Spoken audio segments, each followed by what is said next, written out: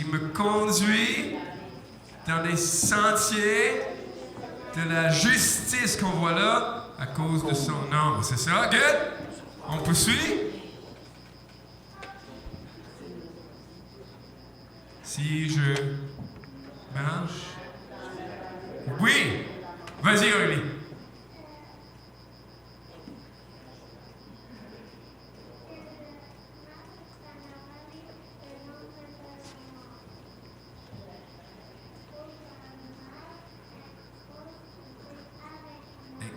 Oui, je trouve ça. Tu crains aucun mal, pas pour n'importe quelle raison, parce que tu es avec moi.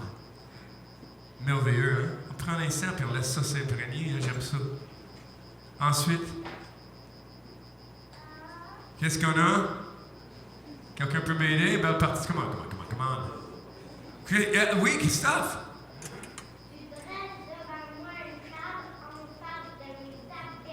Exactement. Il est fantastique comme peinture aussi. Ensuite, viens. C'est... Aurélie, tu veux... Oui.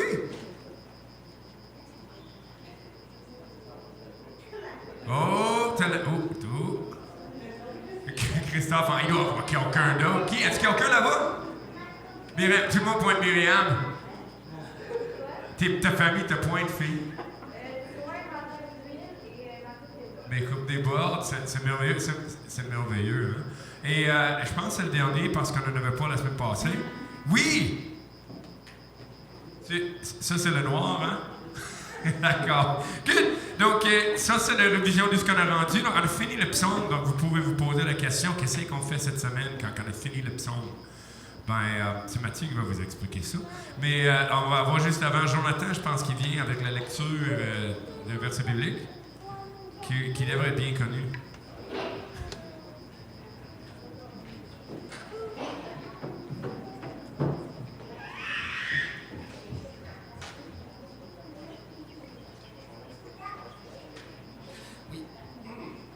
Oui, donc la lecture biblique d'aujourd'hui va être dans le psaume 23. On va donc le lire ensemble, certains versets. Cantique de David, l'Éternel est mon berger, je ne manquerai de rien. Il me fait reposer dans le vert pâturage. Il me dirige près des eaux paisibles. Il restaure mon âme. Il me conduit dans les sentiers de la justice à cause de son nom. Quand je marche dans la vallée de l'ombre de la mort, je ne crains aucun mal, car tu es avec moi. Ta houlette et ton bâton me rassurent. Tu dresses devant moi une table en face de mes adversaires. Tu oins d'huile ma tête et ma coupe déborde. Oui, le bonheur et la grâce m'accompagneront tous les jours de ma vie. Et j'habiterai dans la maison de l'Éternel jusqu'à la fin de mes jours. Je vais inviter donc Mathieu pour l'enseignement qui va clore en fait la série d'été.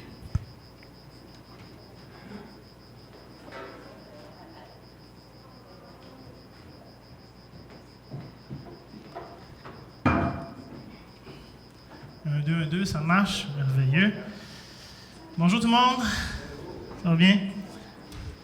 Content de vous retrouver. Ça faisait 2 semaines qu'on n'était pas là, moi et ma famille, à cause de la fameuse COVID. Mais là, ça va bien. On est bien content de vous revoir, de vous retrouver. Comme c'était dit ce matin, on termine officiellement notre série sur le psaume 23. Et juste avant, je voulais en profiter pour remercier les différents frères qui ont pris part à la série cet été. Pour ceux qui ont été là, vous savez, à chaque semaine, presque, c'était quelqu'un de différent. Et on a vraiment été bénis, et on est bénis en vrai d'avoir autant d'hommes capables, d'avoir une aussi grande variété de prédicateurs, qui amènent chacun leur couleur, chacun leur manière. Il y a toutes les fois, je trouvais ça fascinant cet été de voir comment est-ce qu'ils apportaient le texte. Je m'étais préparé pour le psaume 23, et donc je savais comment je l'aurais apporté moi personnellement. Et à toutes les fois, j'étais surpris de dire « Ah, ils l'amènent sous cet angle-là. Ah, ils ont pensé à ça. Oh, ils ont telle image, telle application. Ouais. Il y a des choses que je n'aurais pas nécessairement pensé. Fait que c'est le fun de voir la variété. Même, je me dis un jour, ce qui serait vraiment le fun, c'est qu'on ait, mettons, tout le même texte pendant l'été et de voir la variété que différents hommes prêchent exactement le même texte. Et je suis convaincu que ce ne serait pas redondant. Parce que la parole de Dieu est riche, la manière de l'apporter serait différente, les images utilisées, même des fois les différentes applications seraient variées. Fait que je suis convaincu que ça aurait été super intéressant. Juste avant d'aller puis de commencer la prédication ce matin, je vous teste. Aujourd'hui, c'est une journée spéciale pour la vie de notre Église. Savez-vous pourquoi? Personne ne sait pourquoi? C'est une journée spéciale dans la vie de notre Église aujourd'hui. Il y a un moment, il y a un jalon, il y a quelque chose qui est atteint aujourd'hui même. Vous rappelez-vous? Où? Qu'est-ce qu'il y avait? C'est le début de l'Église. Ça fait 11 ans aujourd'hui, jour pour jour, qu'il y a eu le premier culte au Mont-Bénilde, ici sur la Rive-Sud. 11 ans déjà. Qui était là au premier culte sur la Rive-Sud? Le 11 septembre 2011. OK, quand même plusieurs. Intéressant. Intéressant. Et ça a été évidemment 11 années de péripéties avec le Seigneur, des hauts, des bas, des défis, des joies. Et je voulais juste qu'on puisse rendre grâce à Dieu ce matin pour ces 11 ans-là qui ont été faits. Ça n'a pas toujours été facile, ça n'a pas toujours été comme on aurait voulu que ça aille, mais par la grâce de Dieu, on est encore là, 11 ans après. Et c'est tout à son honneur, c'est tout à sa gloire. Donc, pour commencer ce matin, permettez-moi simplement de vous rappeler brièvement qu'on a introduit la série. Est-ce que mon PowerPoint est là, s'il te plaît? Je vous rappelle simplement que la série a été introduite en parlant de David. Vous vous rappelez? Qui est David?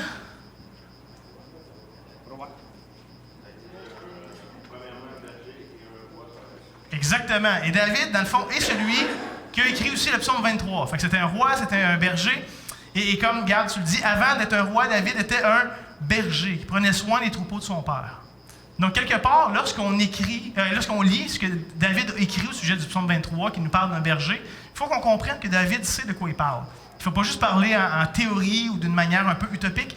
David sait c'est quoi le rôle d'un berger.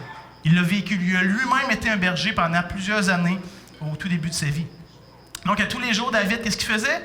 Il conduisait son troupeau dans le vert pâturage, près des eaux paisibles. C'est le quotidien d'un berger. Qu'est-ce qu'il faisait d'autre? Ponctuellement, il avait à s'interposer pour protéger son troupeau de différents dangers. De quoi est-ce que David avait à protéger son troupeau, la Bible nous dit? Vous vous rappelez? Lion. Le lion! Surtout les lions comme ça qui se lèchent les babines. Ça, c'est particulièrement dangereux pour des bergers. Et des ours, qui attaquaient ponctuellement les troupeaux. Et de s'interposer devant ce genre de bêtes-là sauvages, il faut réaliser que ça demande quand même beaucoup de courage, premièrement, mais aussi beaucoup d'amour, puis d'attention, puis de compassion pour les brebis.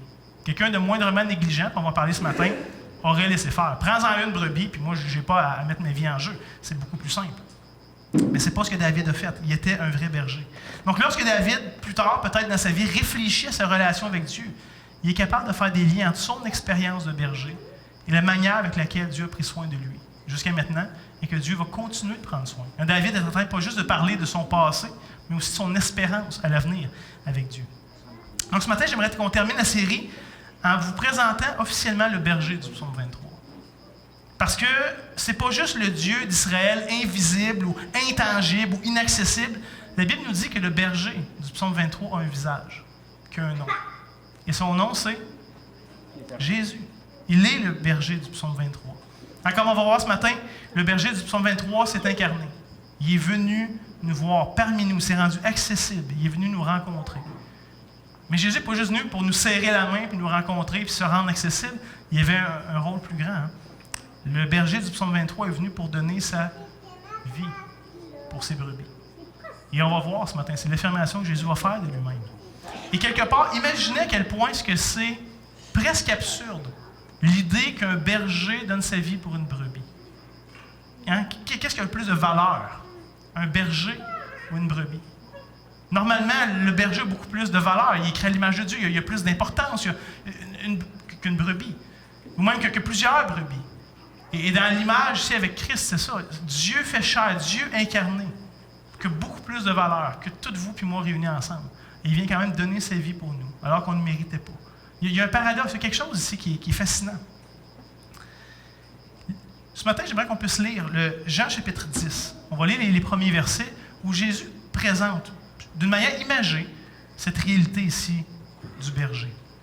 Il va dire au verset 1, « En vérité, je vous le dis, celui qui n'entre pas par la porte dans la bergerie, mais qui y monte par ailleurs, est un voleur et un brigand. » Et donc, Jésus va faire des contrastes entre ce qu'est un berger et d'autres types de personnes. Il va dire, « Mais celui qui entre par la porte est le berger des brebis. Le portier lui ouvre. Les brebis entendent sa voix. Il l'appelle par leur nom, les brebis qui lui appartiennent, et les conduit dehors. Lorsqu'il a fait sortir toutes ses propres brebis, il marche devant elles, et les brebis le suivent, parce qu'elles connaissent sa voix. Elles ne suivront pas un étranger, elles fuiront loin de lui, parce qu'elles ne connaissent pas la voix des étrangers. Jésus a introduit avec ce concept ici très intéressant, que les brebis connaissent la voix de leur berger. Et ce n'est pas juste poétique ici, c'est la réalité.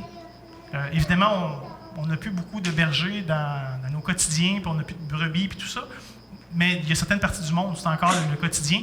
Et même lorsqu'on lit historiquement, c'est littéral ce que Jésus dit ici. Souvent, même les bergers, le soir, la nuit, allaient dans un petit refuge à flanc de montagne pour se réchauffer, pour passer la nuit, et laissaient leurs différents troupeaux dans un même enclos. Là, imaginez, il y a 3, 4, 5 troupeaux différents, des centaines de brebis des fois. Et là, le matin, le premier berger sort, il parle, appelle ses brebis le suivent. Et le nombre exact de brebis qu'il y avait la veille, là. Et pas parce qu'ils se sont mêlés avec d'autres puis que ça a juste à donner comme ça. Ces brebis le suivent. Et le deuxième berger vient, et son troupeau le suit, le troisième, le quatrième, le cinquième, et ainsi de suite, sans mélange. Les brebis reconnaissent la voix de leur berger. Ils font confiance. C'est un animal qui a cette capacité. Et donc, quand Jésus ici nous dit que les brebis entendent sa voix et qu'elles le suivent, et qu'elles ne suivront pas d'autres, il est en train de parler ici d'un fait, de quelque chose qui est littéral. Les brebis ne suivront pas la voix d'un étranger, ou la voix d'un voleur ou d'un brigand, parce qu'elles ne la connaissent pas. Il y a une espèce ici de connexion, de relation, d'intimité que Jésus nous parle. Et frères et sœurs, il y a déjà ici une application, ou une réflexion que j'aimerais vous proposer. Dans une société où tout va très très vite, et où il y a beaucoup de bruit autour de nous, pour toutes sortes de choses, où littéralement, tout a pour but d'attirer votre attention, d'essayer de captiver, de vous faire adhérer, ou de vous faire, attirer votre attention là, puis là, puis là, pour toutes sortes de choses. Je pose la question, comment est-ce que vous faites pour discerner et entendre la voix du berger? À travers toutes les voies alternatives qui vous sont proposées, tous les bruits qui luttent pour votre attention, comment vous faites pour entendre la voix du Seigneur? Est-ce que vous recherchez sa voix parmi tous les bruits de votre vie? Il y a une lutte, il y a quelque chose d'intentionnel qu'on est appelé à faire ici. Peut-être que vous avez remplacé la voix du berger par les différents bruits, par les différentes choses qui vous sont proposées. Ou peut-être même que vous avez oublié la voix de votre berger, que vous n'êtes plus en mesure de le discerner. Tellement ça fait longtemps peut-être que ça a été négligé et mis en oubli. Évidemment, je ne suis pas en train de dire que vous allez l'entendre une voix audible. Okay? Si c'est le cas, il y a des pilules pour ça, inquiétez-vous pas, il y a des traitements particuliers, mais ce n'est pas d'une manière audible qu'on va entendre la voix de Dieu. En tout cas, pas toujours. Certains l'ont déjà entendu dans la Bible, on a quelques références à ça, mais habituellement, ce n'est pas la manière que le Seigneur va s'adresser à son peuple ou à ses brebis. Comment est-ce que le Seigneur va le faire? Je vous propose 3 méthodes. Et vous allez me dire, mais c'est classique, c'est banal, c'est simple. Mais c'est quand même les moyens de prédilection que le Seigneur a désignés. La méditation, la lecture régulière de sa parole. De plonger, d'être là avec un cœur doux et humble, attentif, prêt à recevoir sa parole, prêt à y obéir. C'est une manière par laquelle le Seigneur parle à son peuple. Et c'est une discipline qui se perd de plus en plus, même parmi les chrétiens, où justement il y a beaucoup de bruit, beaucoup d'engagement, beaucoup d'activité, le temps va vite, on est tiraillé de bord et d'autre. Et donc, c'est facile de négliger. Une autre manière que le Seigneur nous donne, la prière, la communion avec Dieu, humble et régulière. Et ça, c'est même pas une discipline qui est en train de se perdre. C'est une discipline que j'ai l'impression qui s'est déjà perdue pour la majorité des chrétiens en Occident. Ou encore une fois, on est trop occupé. C'est pas efficace de passer du temps à prier Dieu, à chercher sa face. Il y a tellement autre chose qui a besoin d'être fait plutôt que d'être discerné et d'entendre. Et finalement, un autre moyen que Dieu donne à son peuple, c'est la communion fraternelle, les échanges qu'on a ensemble, les exhortations même qu'on reçoit les uns des autres, qui sont salutaires. Dieu parle aussi par son peuple et par le soin de son peuple. C'est un des moyens de grâce. Et ça aussi, c'est pas facile dans un monde très individualiste comme le nôtre. Où c'est beaucoup plus facile de penser à moi que de penser aux autres. Ou même où ça va vite, j'ai pas beaucoup de temps pour les autres. J'ai pas beaucoup de temps d'entretenir des relations vraies, profondes, intimes, transparentes. Où c'est beaucoup plus facile de parler de la pluie, puis du beau temps, puis du football, de la météo, puis on passe à autre chose. C'est pas facile, mais c'est tous des moyens que Dieu nous donne pour entendre sa voix, pour discerner sa voix à travers tous les bruits de cette vie. Et pour vous, les enfants, ce matin, précieux enfants, certainement, est-ce que vous connaissez beaucoup de choses au sujet de Jésus? Vos parents vous en parlent. Si vous savez lire, sûrement que vous avez des livres à la maison qui parlent de Jésus, à l'école du dimanche. Il y a plein d'occasions où vous connaissez des choses sur Jésus. Mais la question que j'ai pour vous ce matin, est-ce que Christ est votre berger? À vous. Est-ce que vous êtes sa brebis? Est-ce que vous entendez sa voix? Est-ce qu'il n'y a pas d'âge pour ça? Ça ne prend pas 18 ans et plus, ça ne prend pas besoin d'être un adulte, d'avoir un diplôme. C'est accessible pour vous déjà aussi, tout de suite. Est-ce que vous entendez sa voix? Et personnellement, je vous dis, je prie, le souhait de mon cœur, c'est que vous puissiez connaître votre berger. Pas juste savoir que Jésus est un berger, mais qu'il soit votre berger. Que vous entreteniez cette communion avec lui. Que vous soyez sa brebis. Et que ce soit votre réalité le plus tôt possible. Pas besoin de vous perdre pendant des années pour finalement revenir, malgré que le Seigneur va chercher les brebis perdues.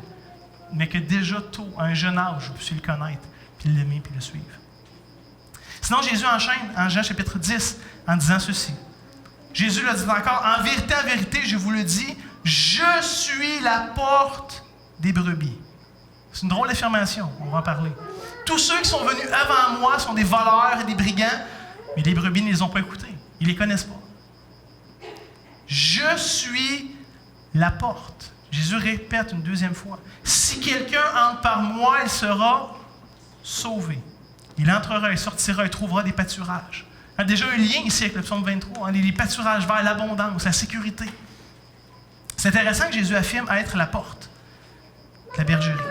Mais Christ, ce n'est pas juste la porte, mais quelque part, il est aussi l'enclos, où les brebis se reposent. Il est la sécurité, il est le lieu de repos. Et comme il va dire, il y a aussi le salut. Si quelqu'un entre par moi, il sera sauvé. Il est aussi le salut. C'est par lui qu'on entre. C'est en lui qu'on se repose. C'est ce qu'il nous propose ici dans ce texte. Et si ce matin vous êtes une brebis du Seigneur, je vous encourage simplement de méditer, de repasser, d'ancrer ces vérités-là dans vos cœurs. Christ est la porte. Il est le lieu de repos. C'est en lui qu'on trouve ces choses-là. Sinon, vous savez, il y a plein de personnes, il y a plein de choses dans ce bas monde qui nous proposent la sécurité, puis le repos, puis l'assurance, puis le bonheur. Puis il y a plein de gens qui sont quelque part en compétition avec Christ, qui semblent nous offrir la même chose que Christ nous offre. Mais en réalité, vous savez qu'il n'y a rien ni personne qui est vraiment capable de livrer cette marchandise-là dans ce monde. Tout ici finit par passer. Tout est illusoire. La Bible nous dit que c'est une fumée, une vapeur qui est là pour un temps. Une fleur qui fleurit, puis le lendemain, déjà, elle est fanée. Et elle est passée à autre chose. Il n'y a rien qui demeure ici-bas. Et si peut-être c'est votre cas, si vous êtes écœuré, déçu de constamment courir après ces choses-là, eh bien, ce matin, considérez les paroles de Jésus. Si vous êtes écœuré de vous faire promettre des choses, mais personne n'est la marchandise, et que là, il faut passer de chose en chose, de courir après autre, écoutez bien, ouvrez grand vos oreilles de ce que Jésus a à dire ce matin. Parce qu'il va introduire un autre personnage. Il y a cette idée du berger, celui qui la porte, celui qui aime les brebis, celui qui connaît les brebis, celui qui, les brebis entendent sa voix et le connaissent. Mais il va aussi nous parler en disant, le voleur ne vient que pour dérober, égorger, détruire. Tout un contraste avec le berger. Évidemment, pour le voleur, une brebis, c'est simplement un bien commercial. Il n'y a pas de relation particulière. Pour le voleur, son but avec une brebis, c'est quoi? C'est faire du profit. Il y a un avantage, il y a un gain. Peut-être est-ce qu'il va utiliser sa laine pour se vêtir, ou vendre sa laine, ou utiliser son lait pour boire. Peut-être même qu'il va manger la brebis. Il y a un gain, il y a un avantage pour lui de voler cette brebis-là. C'est ce qu'il nous dit, pour dérober, égorger, détruire. Le voleur n'a aucun amour, aucun intérêt, aucun attachement, aucune relation envers la brebis. On le dit, pour lui, pour un voleur, la brebis, c'est une source de gain. C'est comme ça qu'un voleur voit une brebis. Et laissez-moi vous dire que dans une société, il y en a beaucoup de voleurs et de profiteurs. Des gens pour qui vous êtes une source de gain. Des gens qui sont des manipulateurs, qui utilisent les autres. Et ce n'est pas juste des voleurs de choses ou de biens. Dans ce cas-ci, le voleur d'une brebis, c'est un bien commercial. Dans l'image de Jésus, les brebis, c'est des êtres humains. Il y a des personnes qui abusent des gens, qui les utilisent pour leur profit. Et je fais juste ouvrir une parenthèse, j'aurais beaucoup à dire là-dessus, c'est pas mon but ce matin. Mais quelque part en Occident, on est tous coupables de ça. C'est facile de pointer le doigt aux autres et de lancer les roches aux autres, mais quelque part, on est tous coupables de ça, de près ou de loin. Quand on préfère acheter des gogos cheap faits à l'autre bout du monde par des enfants dans des conditions misérables, pour éviter d'avoir payé le juste prix. Quelque part, il y a des gens qui abusent de ces gens-là, de ces populations-là qui sont vulnérables, et nous, par la bande, de loin, on encourage ce genre de commerce-là. Hein, plutôt que de payer le juste prix, plutôt que de chercher à valoriser la vie humaine, même de ses enfants, un peu partout dans le monde. Mais Jésus, lui, il n'est pas comme ça. Il y a beaucoup de voleurs, il y a beaucoup de manipulateurs, il y a beaucoup d'abuseurs dans notre monde. Pas Jésus. On lit au verset 10 à 11, où Jésus va dire « Le voleur ne vient que pour dérober, égorger, détruire. Mais moi, je suis venu afin que les brebis aient la vie et qu'elle l'ait en abondance. Hein, et ma coupe déborde. » Cette idée-là d'abondance. Pas juste donner ce qu'elles ont besoin, mais donner encore plus, d'une manière généreuse, d'une manière abondante. Et regardez bien le verset 11. « Je suis le bon berger. » Jésus dit. Toute une affirmation. Hein? Et comment est-ce qu'on fait pour savoir que Jésus est vraiment le bon berger qu'il dit être? Le reste du verset nous dit « Le bon berger donne sa vie pour ses brebis. » Remarquez ici le contraste entre le voleur et le berger. Jésus est très différent de toutes les personnes qu'on a rencontrées dans nos vies. Très différent. Aucune commune mesure entre les deux. Et comme j'ai dit tantôt, le berger est entré dans notre monde pour venir nous rencontrer. Ultimement, pour venir donner sa vie pour nous. Parce qu'il nous aime. Parce qu'il désire cette relation. Parce qu'on a de la valeur à ses yeux. On va y revenir tantôt, mais pour l'instant, notez, lorsque Jésus va faire cette affirmation-là, certainement que ça résonnait dans la tête des Juifs qui entendaient cette déclaration. « Je suis le bon berger. » Les Juifs connaissent les textes de l'Ancien Testament où Dieu se présente à eux comme un berger. Et il dit qu'il va envoyer, hein, que le Messie va venir comme un berger, qu'il va rassembler son troupeau et tout ça. Et quand Jésus dit « Je suis cette personne-là, je suis le bon berger », certainement ce que ça résonnait ici dans la tête des Juifs. Au verset 12, Jésus nous introduit un autre personnage. Il y a le voleur, mais il y a aussi le mercenaire. Il va nous dire le mercenaire qui n'est pas le berger et à qui n'appartiennent pas les brebis, voit venir le loup, abandonne les brebis, il prend la fuite et le loup les ravit et les disperse. Le mercenaire s'enfuit. Pourquoi? Parce qu'il est mercenaire et qu'il ne se met point en peine des brebis. Alors, le mercenaire, c'est quoi? C'est un employé, finalement. C'est quelqu'un qu'on met en charge de prendre soin des moutons contre un salaire, contre une rémunération. Et le mercenaire, dans un sens, est un peu différent que le voleur. Clairement, ce que le voleur n'a pas à cœur le bien des brebis. Le voleur a à cœur son propre gain, son propre bénéfice. Le mercenaire ou l'employé, lui, techniquement, va prendre soin des brebis. C'est sa job. Il va le faire, mais pas parce qu'il a nécessairement envie de le faire, parce qu'il est payé, parce qu'il reçoit une rémunération, parce qu'il y a un gain à prendre soin des brebis.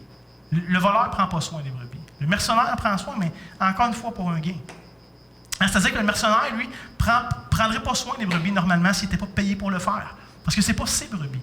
Ce n'est pas à lui. Il n'y a pas d'intérêt à le faire, à moins qu'il soit payé pour le faire. Donc, si jamais, évidemment, il y a un loup qui vient attaquer le troupeau, le mercenaire, qu'est-ce qu'il va faire? Il va prendre la fuite. Il va s'enfuir.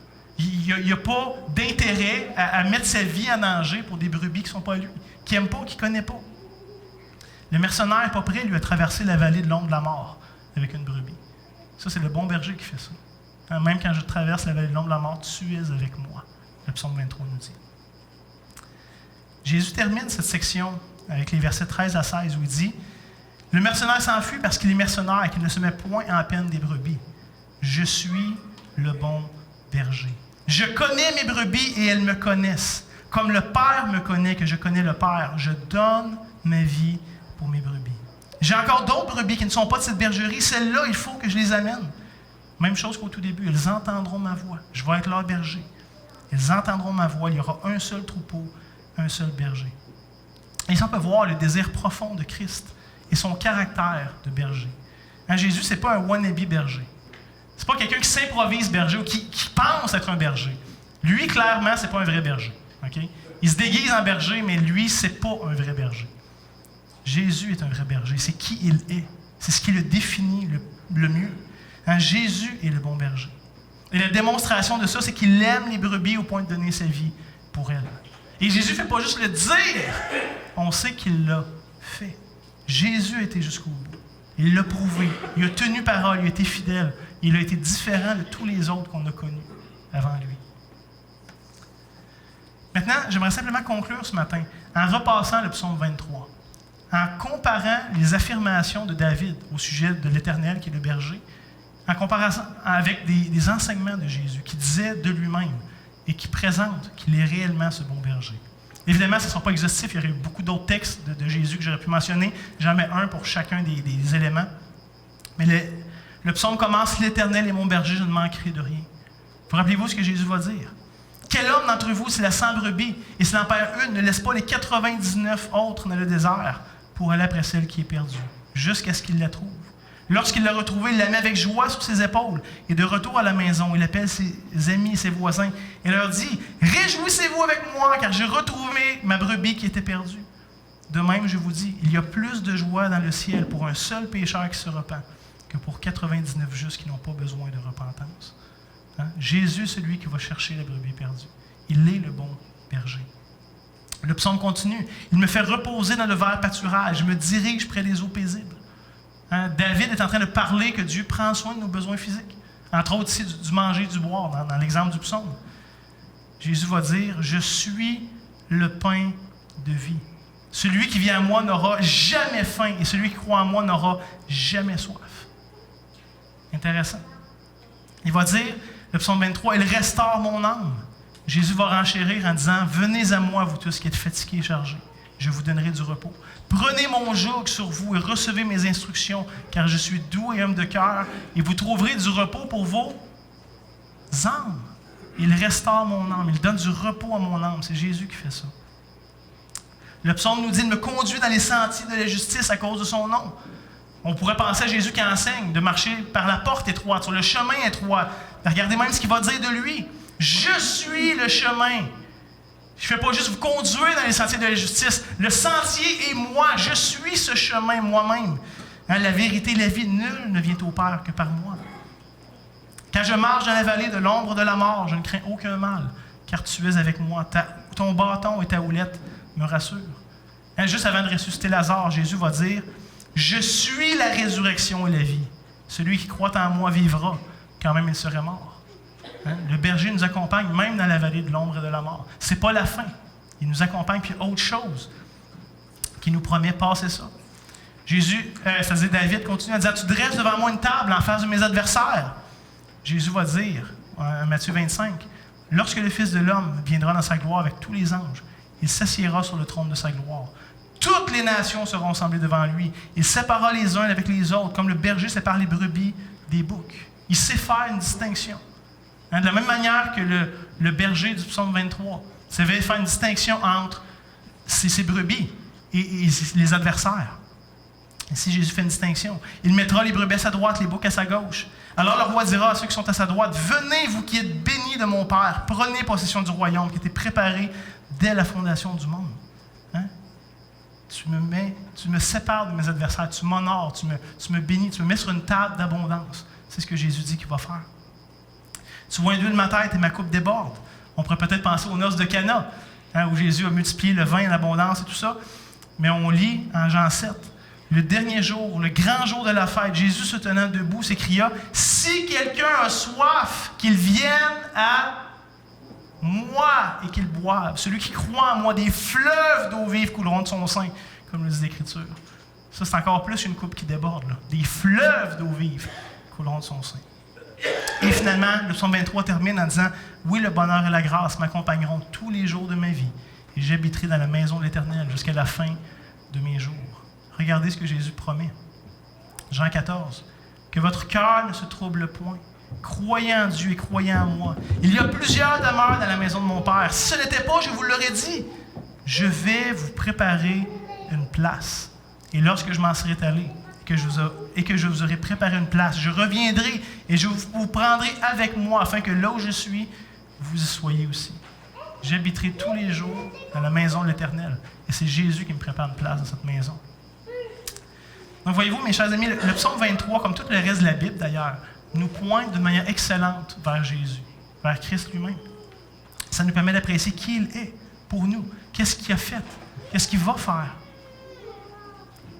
Le berger du psaume 23 n'est pas lointain et inintelligible. Le berger du psaume 23, il est proche. Il est venu s'incarner comme vous et moi. Mais il n'est pas venu comme un voleur. Ça, on en croit souvent. Mais Jésus n'est pas venu comme ça. Il n'est pas venu comme un mercenaire, celui qui en retire un gain. Non, il est venu comme le berger qui nous aime et qui est prêt à donner sa vie pour ses brebis. Frères et sœurs, doutons pas de son amour, de ses bonnes intentions envers nous. Je sais que des fois, on traverse des périodes difficiles, des périodes éprouvantes, on traverse des périodes qui nous amènent à se questionner, qu'est-ce qui se passe? Où est le berger? Qu'est-ce qu'il fait?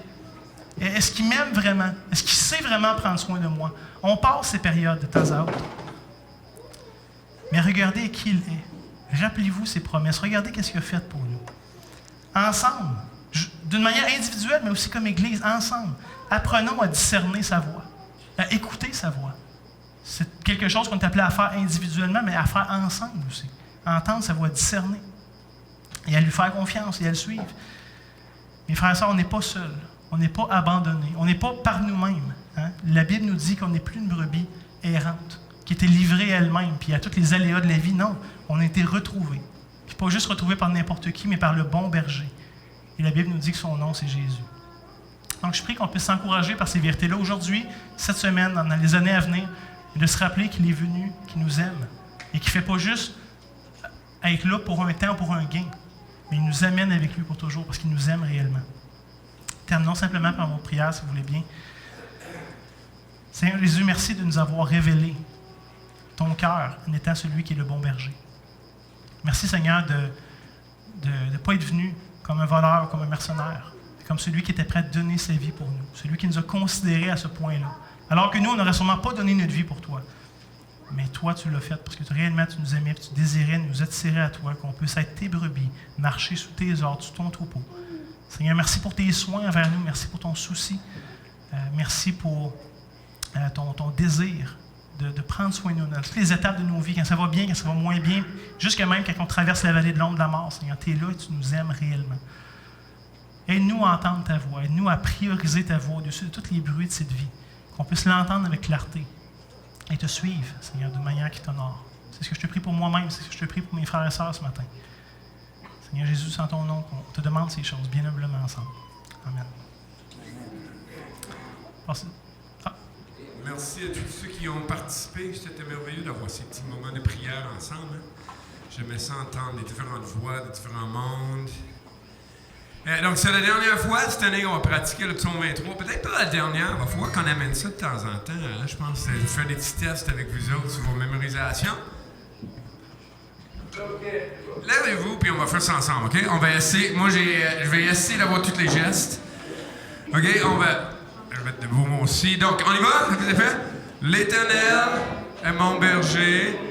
Je ne manquerai de rien. Il me fait reposer dans de verts pâturages. Il restaure mon âme. Il me dirige près des eaux paisibles. Ouais, dirige près des eaux paisibles. Excuse. Il restaure mon âme.